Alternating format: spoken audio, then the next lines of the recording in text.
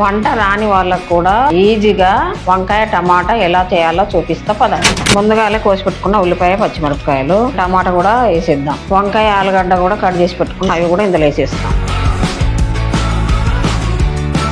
పసుపు, కారం, ఉప్పు, అల్లం పేస్ట్, కరివేపాకు, నూనె, ఉప్పు కారం అంతా ముక్కలకు అన్ని పట్టేటట్టు ఇలా కలుపుకొని కొన్ని నీళ్ళు వేసుకొని 2 విజిల్ పెట్టుకోవాలి అంతే.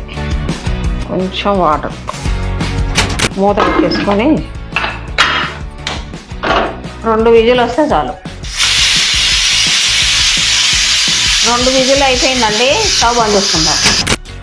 బాగా ఉడికింది ఆలుగడ్డ. ధనియాల పౌడర్, గరం మసాలా, కొత్తిమీర. వంకాయ ఆలుగడ్డ టమాటా కుక్కర్లో 10 నిమిషాలు అయిపోయింది. చూడండి ఎలా ఉడికిపోయిందో. ఇప్పుడు దీన్ని టేస్ట్ చేసి ఎలా ఉందో చెప్తాను.